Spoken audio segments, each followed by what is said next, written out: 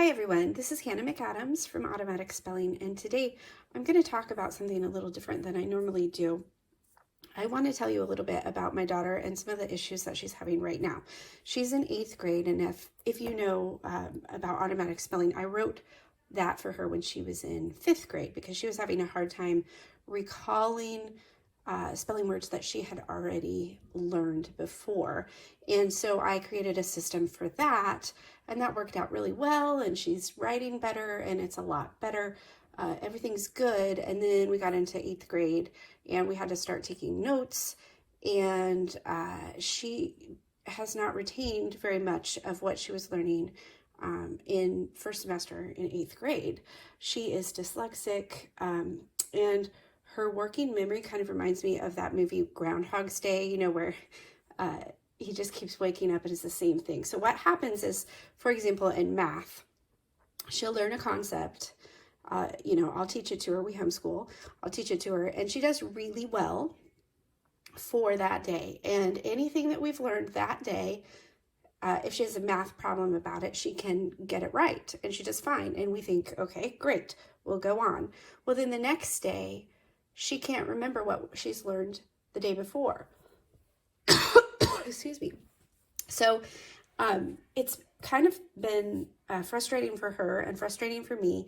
And so I reached out to the dyslexia community and I said, what should I do? And a lot of people told me, well, you need to focus on the concepts and teach her, use manipulatives to teach decimals or whatever.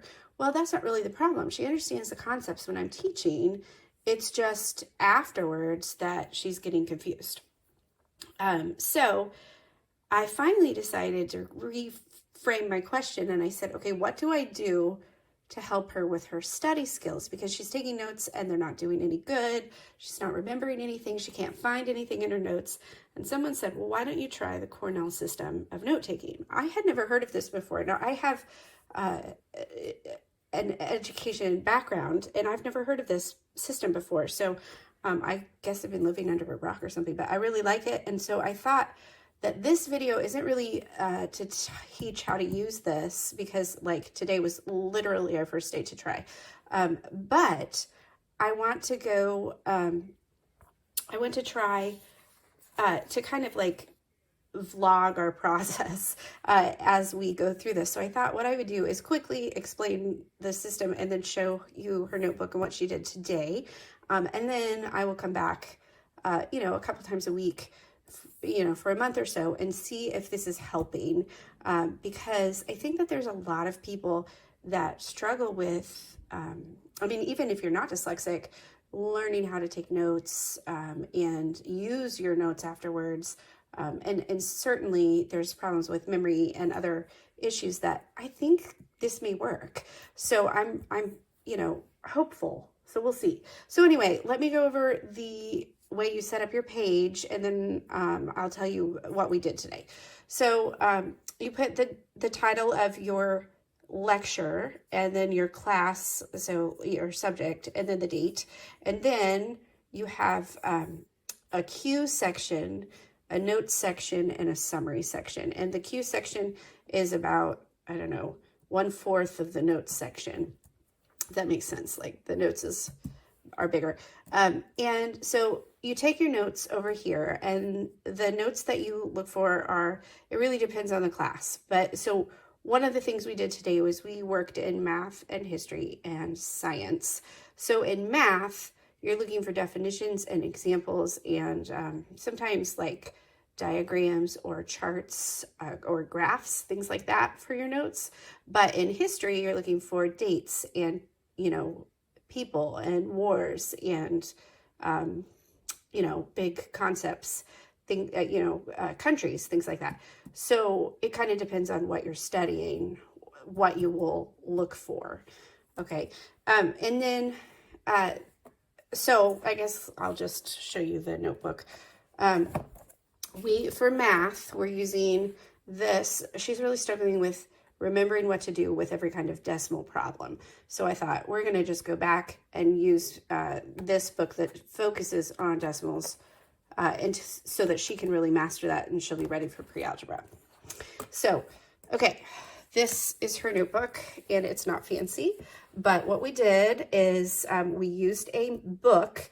It had notes in it, and so then we looked at the notes and decided what we needed to write, you know, from the notes in the book over here. And she really wanted to like write every single word. So what I did was I made a notebook too, and we kind of talked together about what to write in the note section. And then the cue section, I guess I didn't talk about that. The cue section is you look at your notes and come up with questions, or even just like one word if that helps you. But I want her to come up with questions so that she just, when she's studying, she just reads this. What does and mean when we're talking about decimals? And then she, if she doesn't know, she can look in her notes and equals the decimal point. Okay, and what does the fractional part of a decimal end with?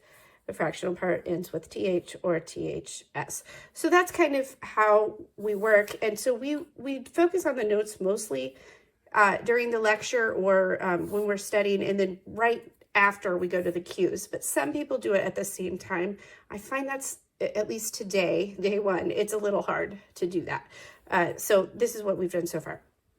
Okay, and then so then when we were finished with the notes, we added cues if we needed to. And then they say even maybe wait like an hour or so and then add a summary, which is just what did we learn in this lesson? Okay, so then for science, we are using crash course history or crash course chemistry, and it was the nucleus. So we just watched a video.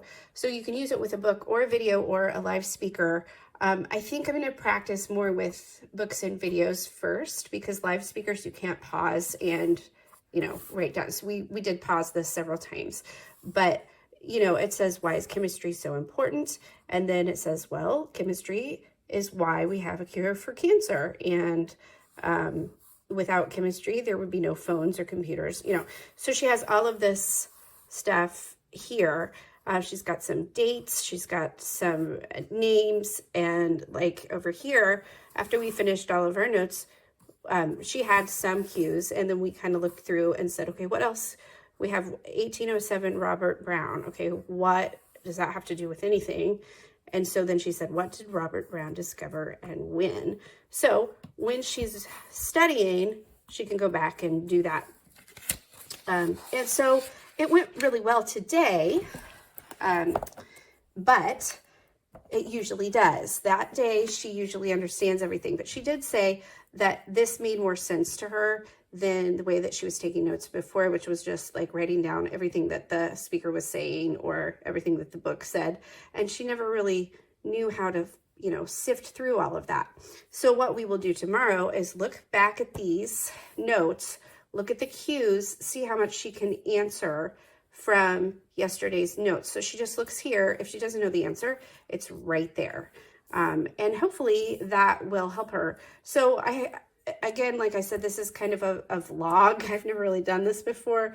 I usually am teaching, you know, elementary students how to spell, but I just thought if, you know, my audience is always trying to learn how to help their students do the best that they can. And I think that this may be something that may be helpful for you. I hope it really helps me too. All right, I'll talk to you maybe tomorrow.